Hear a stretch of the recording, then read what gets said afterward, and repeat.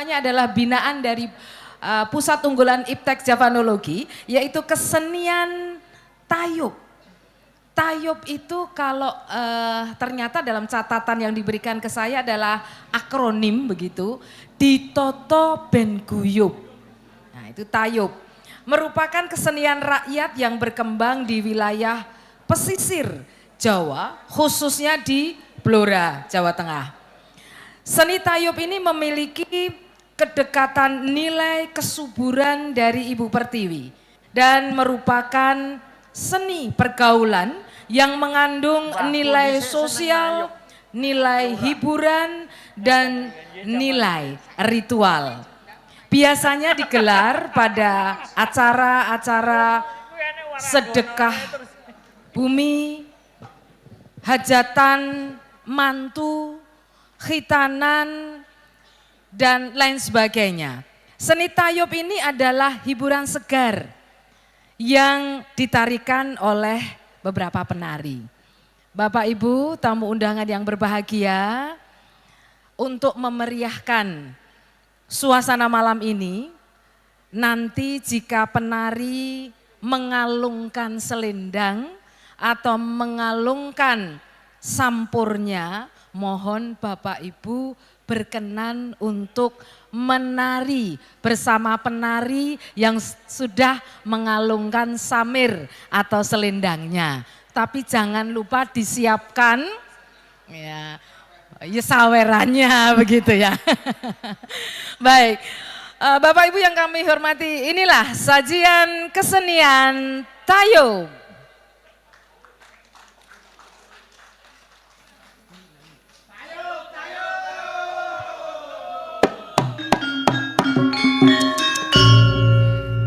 Yo tayupan sik. Hiburan.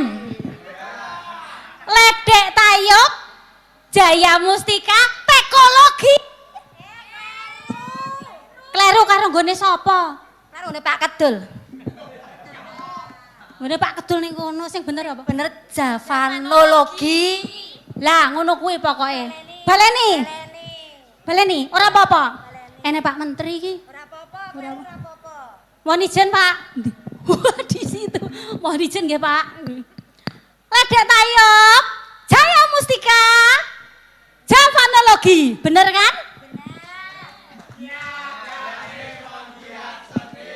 Ledek merati, gemai tur ngangeni, dadas. Selarat.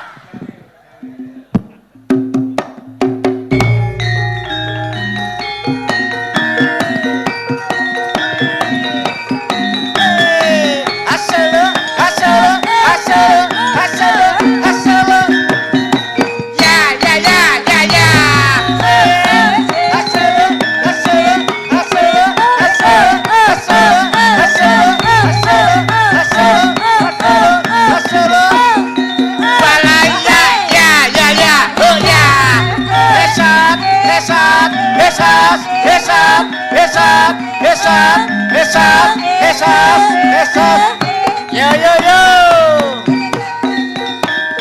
Ae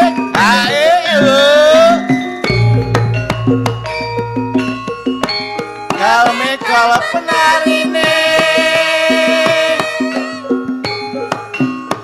wani tombo tas plentus lahyagane Raisa ngrokok. Yo. Ya.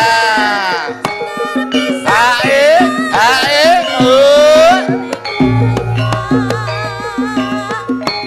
Ngaingu penontone. Ora iso ndelok. Ra lirik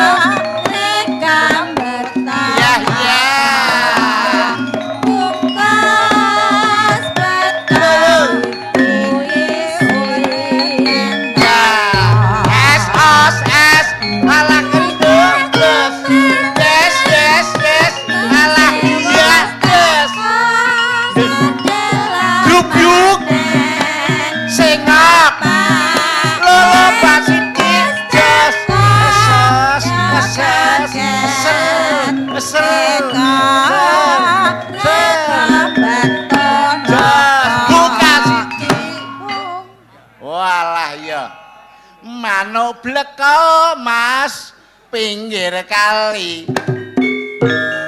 Kali Solo ngulon parane. Dadi wong wedok ya nduk ya sing ati-ati. Do sembrono. Walah kok seser meneh nduk. Iki lho dagang aku. Ayo kene. Mbut gawe. Heeh. Nah, heeh, ya. Wes.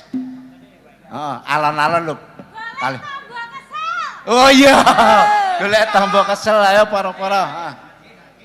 Sing paling utama sapa, Cok? Aku sing ajeng Prof Said kalih Bapak Menteri kalih Pak Direktur. Ah ngono. Sing cair yo. Ya iki. Sing penting tumpukane iki ya yo. Yo. Wala.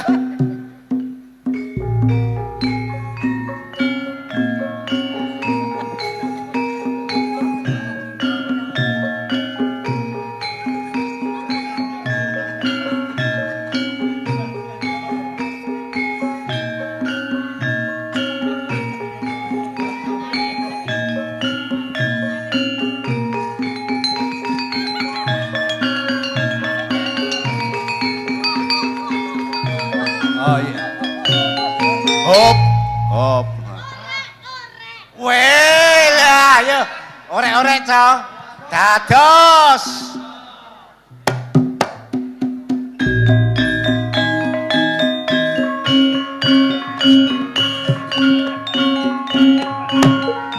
Yup.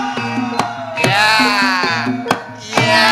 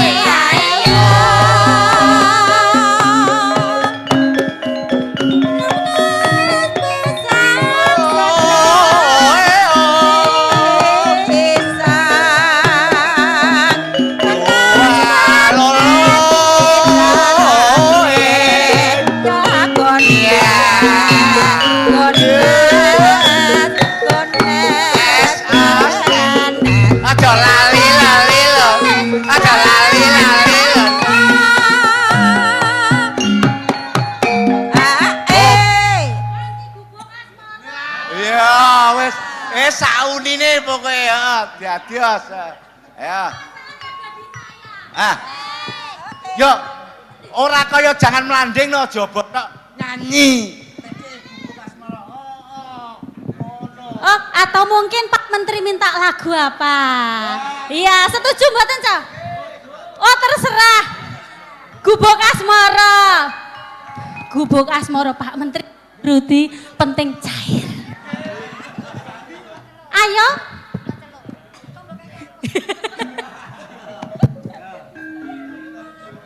Yen liwat aku kelingan gubuk kae tau tanggul leren ayo ning cagak kebak tulisan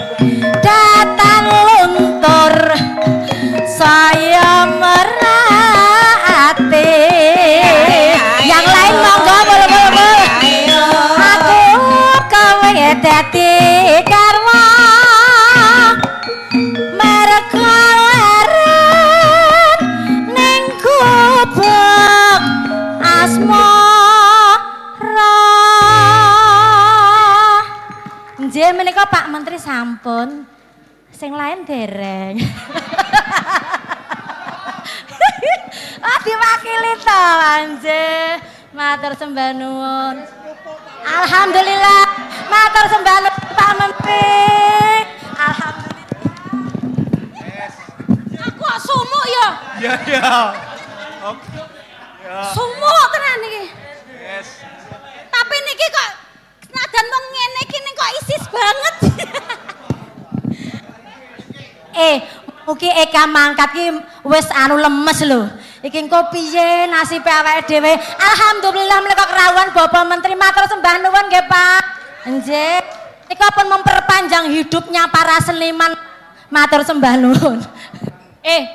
Aku kan mau wis janji, engko nek entuk saweran ki arep disumbangke ning anak yatim. Lha kok anak yatim ya? Apa anakku ya yatim kok? Ini bagaimana Pak? Apakah waktu masih menunjukkan? Boleh free. Dos pundi Pak? Oh sampun. Wis. Ora dilap wae. Inggih matur nembah nuwun. Nyuwun pangapunten mbok bilih wonten keladokipun Bapak Fadlison, Bapak Menteri. Bapak Menteri. Ini sekarang sandaran hidup kita. Pokoknya uripe awake dhewe cuma pada beliau. Pak titip kanca-kanca nggih Pak, terutama kula. Rasa ngono aku ya sekor iki lho. Monggo matur nembah nuwun. Aku dingengei lho nyong iki. Tak gawane ae. Tamun, nggih matur nuwun sanget. Nggih. Bapak Ibu hadirin dan tamu undangan yang berbahagia, demikian tadi sajian kesenian tayub di Toto Ben